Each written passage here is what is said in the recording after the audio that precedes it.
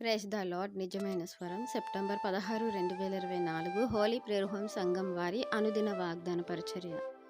దేవుడు మిమ్మల్ని క్షమించిన ప్రకారము మీరును ఒకరినొకరు క్షమించుడి. ఎఫెసీయులకు రాసిన పత్రిక 4వ అధ్యాయము 32వ వచనము. ప్రియమైన దేవుని వారలారా, దేవుని ద్వారా మనం క్షమాపణ పొందుకున్నాం. దేవుడు మనల్ని క్రీస్తునందు క్షమించారు. ఆ క్షమాపణే ఈరోజు మనకు రక్షణగా మారింది. మనము ప్రశాంతంగా ఆనందంగా బ్రతకగలుగుతున్నాం. అయితే దేవుడు అంటున్నారు, మిమ్మల్ని నేను క్రీస్తునందు ఎలా అయితే క్షమించానో ఆ క్రీస్తునందున్న మీరు కూడా ఇతరులని క్షమిస్తూ ఉండాలి అని అంటున్నారు. ప్రియమైన దేవుని వారలారా, మనలో దేవుని యొక్క క్షమాగుణం అనేది ఉండాలి. మనలో ఉండే కోపాన్ని, క్రోధాన్ని మనం చంపుకోవాలి. దయను, కనికరాన్ని కలిగి ఉండాలని దేవుడు ఆశిస్తున్నారు. ఎందుకంటే దేవునిలో ఉన్నటువంటి గొప్ప తత్వం అది దైవతత్వం. ఆ దైవతత్వాన్నే మనము కూడా కలిగి ఉండాలి అని యేసుక్రీస్తు ప్రభువుల వారి ఒక రుజువుగా, మాదిరిగా భూమి మీదకి వచ్చారు. ఆయన ధరించుకున్న మనము కూడా ఆయన లక్షణాన్ని ధరించుకోవాలి అని ఈ వాక్యం మనకు తెలియపరుస్తుంది.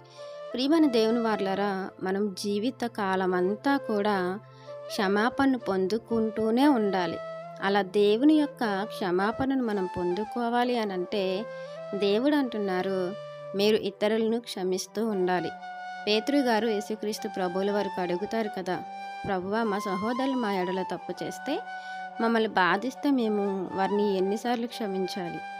7 మార్లు మట్టుగానంటే ప్రభు అంటారు కదా, 77 మార్లు మీరు క్షమించాలి. అంటే మన జీవితకాలం అంతా మన సహోదరులను క్షమిస్తూ ఉండాలి.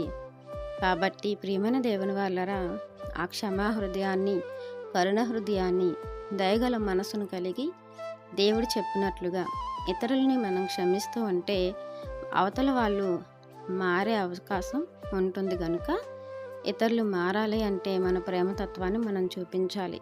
కరుణ, వాత్సల్యం కలిగి మనం ఉండాలని ఈ వాగ్దానం మనందరి జీవితంలో దేవుడు ఫలింపజేయాలని ఆశపడుతున్న వారు దైవజనులు బ్రదర్ పి. నెహెమ్యా గారు. God bless you. ఆమేన్.